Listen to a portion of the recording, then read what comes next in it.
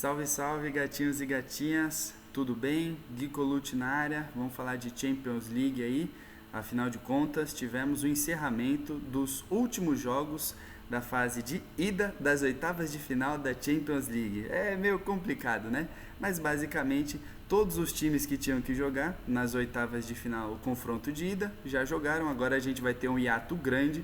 Os times só voltam a se enfrentar para o jogo de volta lá para março, né? Então vamos fazer esse resumão aí. Os últimos 4 jogos aconteceram nessa semana.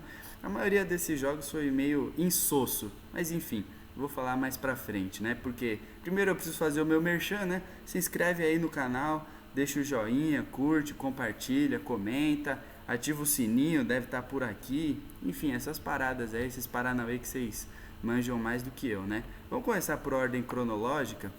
Nós tivemos o Atlético de Madrid contra o Chelsea. Era um jogo que prometia um pouquinho. O Chelsea ganhou de 1-0, mas talvez tenha sido o jogo mais chato dessas oitavas de final da Champions League. Foi bem chato mesmo. O Atlético de Madrid, para vocês terem uma ideia, jogou com uma linha de 6 defensores, 3 meio-campistas apenas e só o Suárez lá na frente, basicamente.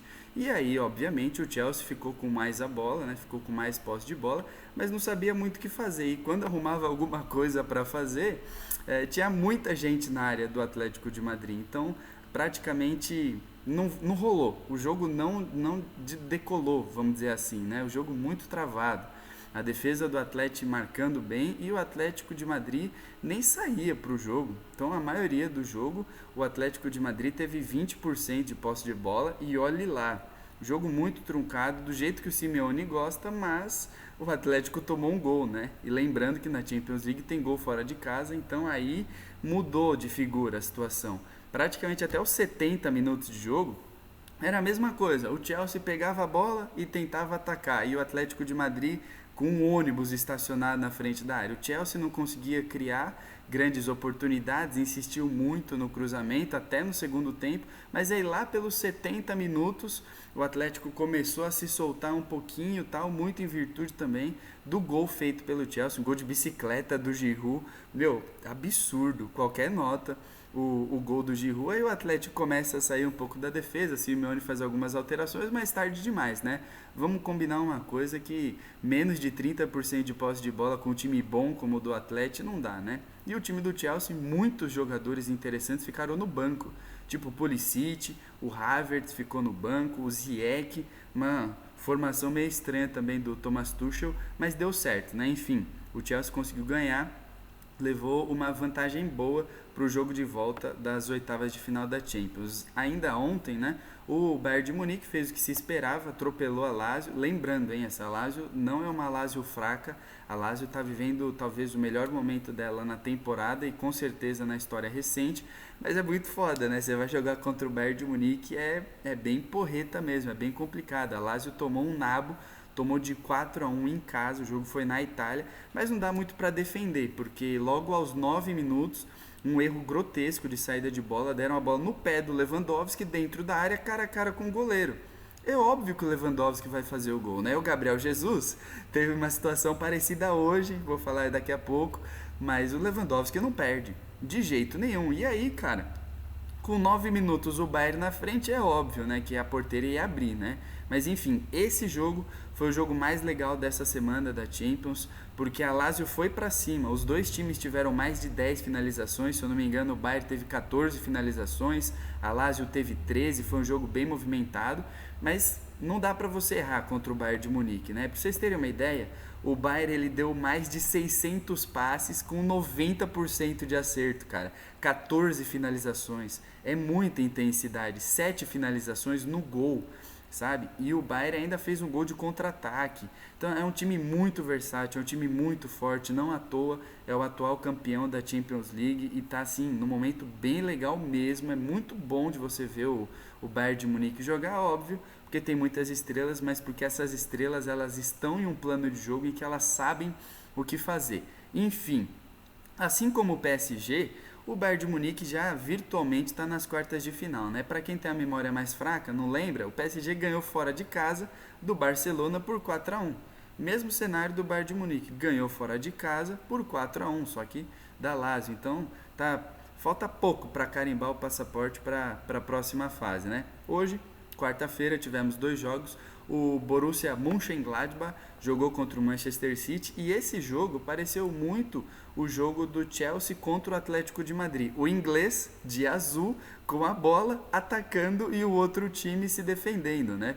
No caso, o Borussia Mönchengladbach não estava se defendendo tanto quanto o Atlético de Madrid, porque o Atlético de Madrid levou ao excesso essa ideia de contra-ataque e nem conseguiu contra-atacar, né?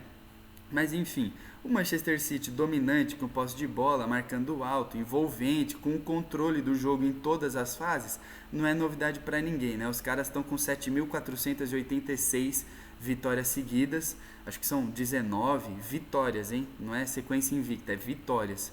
Enfim, né? O Manchester City jogou muito bem, mas o Borussia Mönchengladbach marcou bem.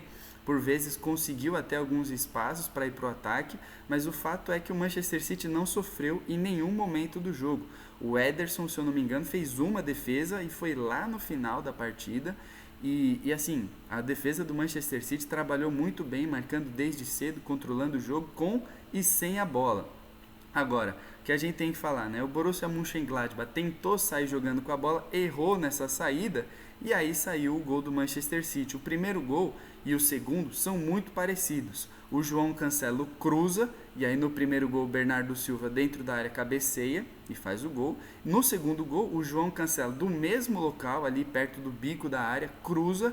O Bernardo Silva no segundo pau cabeceia para o meio da área e aí o Gabriel Jesus bota para dentro. Então, assim, bem parecidos mesmo esses 2 gols do Manchester City. Eu ainda citei aqui um gol perdido pelo Gabriel Jesus, mas o Manchester City ele não criou muito, tá?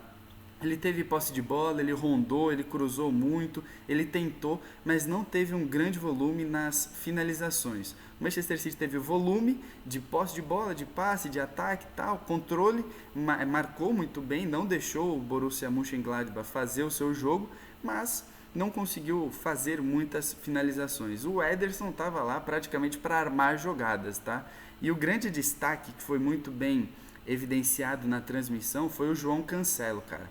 Porque além dessa assistência que ele deu, ele desempenhou um papel importantíssimo. Ele é lateral direito, mas com o Guardiola ele está jogando na lateral esquerda, só que nesse jogo, em nenhum momento ele jogou como lateral esquerdo, entendeu? No ataque, até na defesa, beleza, né? Na defesa ele recompunha como lateral esquerdo, mas no ataque ele já ia para o meio de campo e ele atuava como volante, porque o Guardiola sabia que ele ia ter a posse de bola, que o Borussia Mönchengladbach não ia tentar ser louco de atacar o Manchester City, então como ele queria ter a superioridade numérica no meio campo, ele pegou e colocou o João Cancelo como volante. Cara, foi um toque de mestre esse daí, porque deu muito certo, o João Cancelo jogou muito bem, tanto na fase ofensiva quanto na fase defensiva. Então, o Manchester City leva uma boa vantagem também para a Inglaterra no jogo de volta, mas é bom a gente destacar que o goleiro bom, ele aparece quando é necessário, e o Ederson apareceu quando foi necessário, né? Na única bola do Borussia Mönchengladbach ele pegou.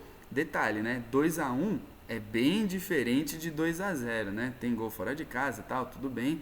O Manchester City está com uma ótima vantagem, mas 2-1 ia ser diferente. O último jogo foi o Real Madrid contra a Atalanta. O Real Madrid realmente está jogando bem mal, cara. Não está jogando nada bem. E tanto no Campeonato Espanhol quanto na Champions League, Real Madrid inclusive era do mesmo grupo do Borussia Mönchengladbach, né? Se a gente for lembrar, a Inter de Milão não passa de fase porque o Borussia Mönchengladbach passa junto com o Real Madrid. Mas enfim, esse jogo é difícil até de analisar, porque o jogador da Atalanta, o Freuler, ele foi expulso com 17 minutos de maneira direta, e óbvio que está dando um rebuliço grande nas redes sociais. Eu não teria expulsado de maneira direta, tá? Não foi uma falta violenta, foi uma falta de último homem.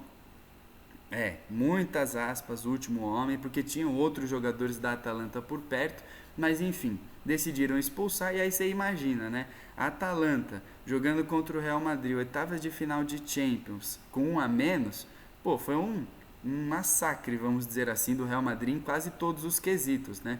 O Real Madrid deu mais de 800 passes, deu 19 finalizações, mas o problema tá aí, 800 passes, 19 finalizações, quase 70% de posse de bola, 4 finalizações no gol. E o gol do Real Madrid foi sair aos 86 minutos do segundo tempo, gol bem no apagar das luzes, e a Atalanta é até difícil, né? A Atalanta deu 2 chutes no gol, quase o jogo inteiro com menos de 25% de posse de bola, mas fazer o que também, né? Agora vai jogar o jogo de volta no seja o que Deus quiser. A Atalanta tem um potencial legal, tem um bom time, tem um bom esquema acima de tudo, e o Real Madrid não estando numa fase boa, quem sabe não pinta uma zebra, né? O prejuízo foi pequeno. Pô, enfrentar o Real Madrid em casa, praticamente o jogo inteiro com 1 a menos, o Real Madrid completo e perder só de 1 a 0, sendo que você é a Atalanta, imagino que os italianos saíram de boa, né? Tão bem. Enfim, pessoal, esse é o resumão da Champions. Aquele beijo, aquele abraço. Ó, se cuidem. E agora, Champions League só em março, aí eu volto com mais resumos, valeu? Enquanto isso, a gente vai falando de outras coisas no canal. Valeu, grande beijo, grande abraço e tchau.